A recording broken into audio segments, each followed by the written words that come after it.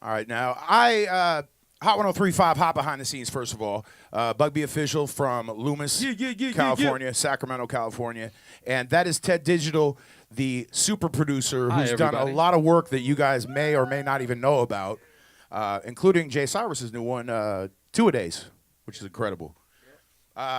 First of all, I want to say I want people who don't know to know how you guys met. Wow. We met in Granite Bay in a piece of crap studio. I just started freestyling in the room while he was making a beat, and I noticed we were just like, oh, he's like, all right. And I asked him to make a beat for me, and he made the beat. I didn't like it. And then... First of all, you'll never mistake him for somebody else when he comes into a room. Right. That was the first thing I felt was like the energy when he came into the room. I'm like facing the computer, and I hear like, woo! And I'm like, what the hell is going on in here? Right. And, it was Bugbee. And then he starts like freestyling and like rapping at everybody just sitting around the couch. They're just sitting there asleep. I battle rapped everyone in the entire room. I think even you got it. Yeah. When did that start, the battle rapping? Because honestly, I'm not going to lie. I'm a radio guy. So you guys came into my orbit relatively new, the last couple of months and whatnot. Right. And everything I've seen out of you guys has been fire. But you're talking about battle rapping and whatnot. When were you battle rapping? It's honestly just to make fun with friends and just honestly start teasing and joking along and just capping on each other. Oh, yeah, all day. Even Mikey Rare can get it all day long. Can you give him one right now? Can you hit him right now? No. No? I can't do it to myself. So you had, we talked about this earlier, but you guys had known each other for a while. You had an album that dropped just earlier this past year, and it took you 5 years to drop one album. Why is that? 5 years. Honestly, procrastination. He lived in L.A. for a while. Yeah. And then, businesses, starting my own career, a separate career, jobs, relationships.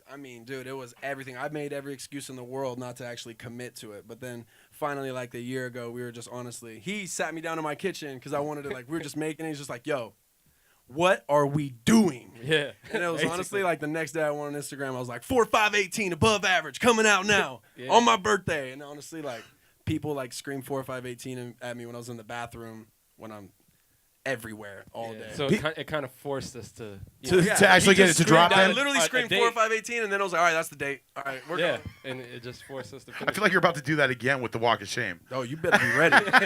You better be ready. New album coming soon. Yeah. If you haven't followed him on Instagram and whatnot, you need to do that. Bugbee Official, because not only is he an artist, but he's absolutely hilarious on online and in person sometimes, unless you're the target. But the Above Average album, a lot of good tracks on there, a lot of good production and whatnot. But the sound of the music that you guys just did performed live here is a definite different sound than Above Average. What's the deal there? Just more focused and time. Like we literally, for this last album so far, and we're pretty much almost done, we literally locked ourselves in the house for 2 months straight with no intention of what we're going to do. We're going to put it out. We're going to make moves with this song. Nothing. We just, I think you bought a property that had a crate of of records. I bought 20 acres in the hills, and in the container that was left of all this old guy stuff, his family just left all his stuff there. So I was looking through his pictures and looking through all of his stuff. I just felt bad that no one looked creepy, at it. but okay. No, I felt bad that no one even took his stuff. And I lift this blanket up, and there's a box of crate of just all old records. And I was just like, this is gonna make me money. This is gonna be it. This is what I'm gonna start my whole next album on. And we just went, bought a record player, sat in my living room for like 2 months, man. I kid you not, 2 months. We did not leave all day. And boy band T-shirts. Yeah. Oh, and I recorded all those songs and knockoff boy band T-shirts, dude. Walk of Shame was recorded in an NSYNC T-shirt. I kid you not. Yeah. Fast Money was recorded in a System of a Down tank top with cut off sleeves that I did for the gym. And not to mention, Above Average started 5 years ago. So if you think about the sound of music, especially pop music 5 years ago, it's a totally different sound. It's always evolving. Yes. Yeah. What do you guys say when people say, oh, that sounds like Post Malone? Oh, Thank dude, you. Thank you so much. Thank Please say it one more time so I can hear you say that. Which is a beautiful thing because I think a lot of artists, when they get compared to other artists, I had another friend that said, "Oh, he sounds like this." Not you, but another artist said, "I sound like The Weeknd," and somebody said that to him. They were offended by it, and I'm like, "Why would you be offended if you're being compared to the greats, the people who are successful and highly talented in the industry?" So, the last two songs that you guys just played, you know, it's definitely got that high production value. And it's a beautiful thing. But I want to find out, besides, I don't know where you came from, man. Like literally, no, have all this support here and the sold out show at Holy Diver and all this. Like I said, I've met you guys just recently and started working with you guys just recently. But you have a huge amount of people who love you. And where does that come from? Dude, honestly, I'd say everyone that is following me now has just been friends over the years. Like, I definitely carry an open heart with everyone that I meet and hang out with, and I like to be best friends with everyone I meet. I mean, I'm sure everyone in this room or people that aren't will say the same thing. Like, I definitely carry a loving personality with everyone that I meet. So when I actually started dropping music, everyone was just like, do that. Everyone was super supportive of it, and the second that I started doing it, everyone just instantly gravitated, and that's what surprised me. Even my dad. My mom. I remember sending him my first song I made when I lived in Isla Vista in college, right before I dropped out. And I sent him the song, and he's like, "This is the coolest thing ever." Yeah. Moved back into my dad's house, and he's like, "Keep making music. Take this extra bedroom. Set up a studio." And I was like, "Oh, man." He just wanted the babes. Yeah, the universe, he just wanted the babes. universe threw me right at it. I couldn't walk away from music if I wanted to because it's just going to hurl me right back at it. Ted, talk about some of the people that you've worked with in your past. Yeah, I'm making you humble brag. Yeah. Let's see. Well, first, shout out to Be Legit and E40. Be Legit was really like the person I really like started my career with. At least, you know, somebody of notoriety, right? Did his album and then started doing like 2 and 3 songs on each E40 release because, you know, he does like triple albums or whatever. And then like I moved to LA, started working at Def Jam with Trackmatic, and then I met No ID, which is awesome. And from there I worked with like an artist named Elijah Blake. He also wrote some songs for like Usher and, you know, things like that. And then Be Legit introduced me to, at the time, Kehlani's manager, and you know, we did a record together, and 3-4 years after that record was made, it, you know, got Grammy nominated and whatever. Whatever. That was his or humble whatever. That was his humble brag right there. I guess. Don't mind me. Yeah. I try not to. You know, No, and then who else? Then you So- met and you then met this so guy many named other Bugbee. artists. Then now it we was can't. Bugbee. Now we That's- can't get him to stop bragging. You know what I'm saying? Yeah. Nah, and then just a bunch of other artists, like, you know, a lot of Bay Area artists from like Clyde Carson, Too Short, Right. Snoop Dogg. Right. I got some on Netflix. Right. New artist named Raymond McMahon, who's kind of. All right. I'm gonna interject now yeah. and just say, how the hell did you end up with a 6'5" white boy? I was at, like, again, we were at a studio, and all I hear is, rapping my ass off at him. and it just, and then, yeah. And, was and then we persistent, just dude. end up becoming friends. And also, during the above average process, like, we just became friends, and we were just doing friend stuff. For like 3 months straight, we were just into like RC cars. Yeah, I remember we literally stood in my backyard and we're just staring at like a quarter acre. And we're like, all right, how are we going to make this the world's greatest RC car track? We didn't build one He would jump, call me. man. He was like, "What are you doing, bro? Nothing. Trying to make some music? Yep, I'm on my way. Get there. I'd set up, play some music, and then we're outside. With RC cars. RC cars all day until the sun True drops. story. So pretty much what I'm Yeah. learning is that the only thing you guys can productively do together is music. Yeah. Yeah, pretty Creatively. much. Like, 100%. everything else has ADHD. Yes. We could blame the 5-year above average time span on RC cars. I think that's fair enough. Yes. The whole 5 years is because you were RC it, cars. was, it was bad. It got real deep at the end. Yeah. So what else? You guys, you said you have a whole album already recorded? Sticks Pretty and much. stones. Yes. See, I feel like I'm you guys' friends sometimes, but then when I see the gear at the Holy Diver show with the sticks and stones, I'm just hearing about that. And you've got how many tracks are on this album? We honestly It's still Still determining? yeah. we have enough songs right now for the album, but like Yeah, if a I wanna- situation came across like, yo, we need to drop an album like Right. today, I'm like, all right, You're just gonna keep I'll be making up all night mastering. just keep making It'll be good. music and figure out how you want to lay it out and Got a whatnot. library Yeah. of bangers right Yeah. now. Bangers, Yeah, bruh. yeah. What's next?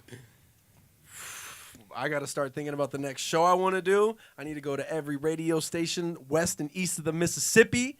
I need to Work. work. Work, yeah, Work. basically work.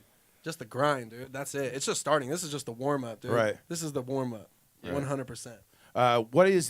What's your biggest failure in life, would you say? Both of you. I'm going to ask the That was other a question. curveball. I'm going to ask you the other because I want people to get to know you. Hit me on the knee or something before some question like that comes next time.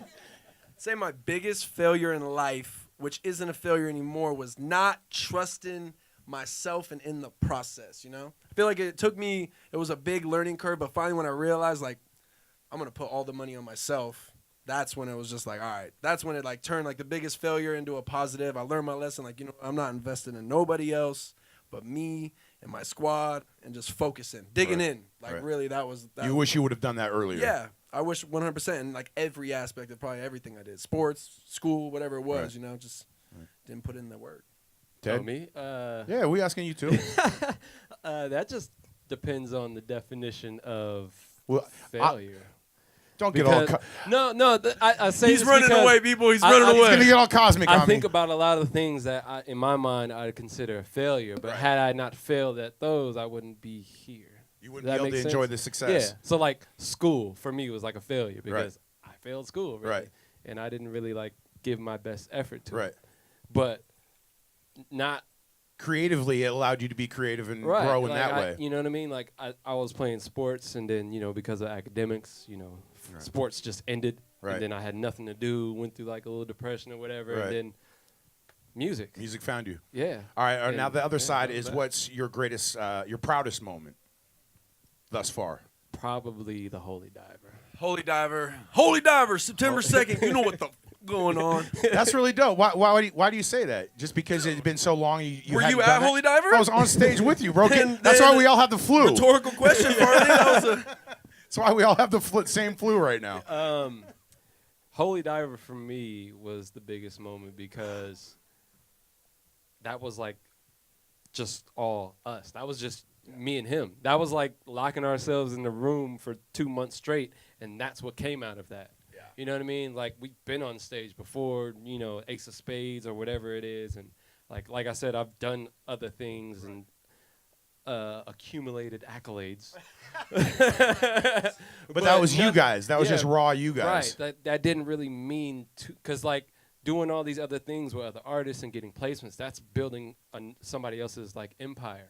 And we have a goal of like building like an empire with the City of Trees. And everybody that showed out, everybody that's here today is like for what, A part of that. what we built. Like nobody else came in the room, had anything to say. Nobody else invested any time, money, energy, nothing. It was just us. Just and that's us. why it was like, it's very in the village. Shout out the village. Yeah. Shout Jay out to the Cyrus. village. Woo! Jay Cyrus, And Freddie Vlad. it's incredible during that show, hearing the people sing the lyrics To songs What? that weren't out yet. that weren't even out Songs yet. that weren't out yet. Honestly, I didn't even really know. They were on above average, Like, though, hard too. The whole time on stage, because the speakers are so loud and it was like dark, and I could just see like hands. I didn't hear too much. I'm like, I hope they're singing, or I hope they like it. I don't know. And then I watched the footage, and it's like every word of the above average songs, and then also Fast Money and Walk of Shame, which isn't even out yet.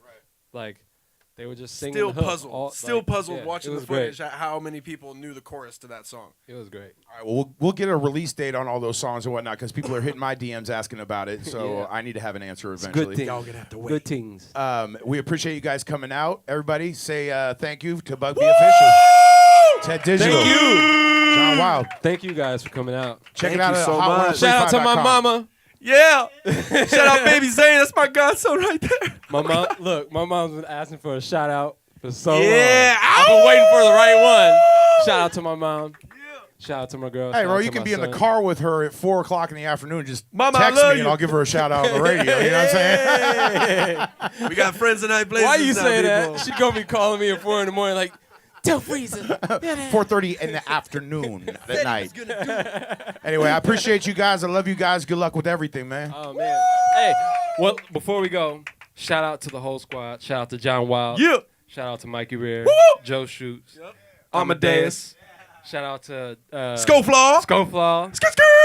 Watching our backs, you know what I mean? Got my boy Young Official over there in the Yeah. corner. Look at with the Bass And then- Pro hat. And then also, of course, behind the camera, you guys wouldn't know. Shout out to the Joneses for coming out. Hey, the food. and The food was catering good. some delicious Yeah. food. Shout out And, Tosh. Shout out everybody, man. Thank you guys so goddamn much. Thank you very Thank much, you. Tosh, for believing Thank in you him as all well. for coming out.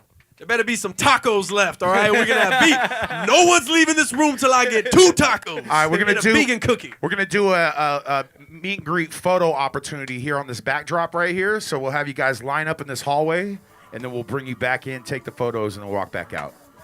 Yay.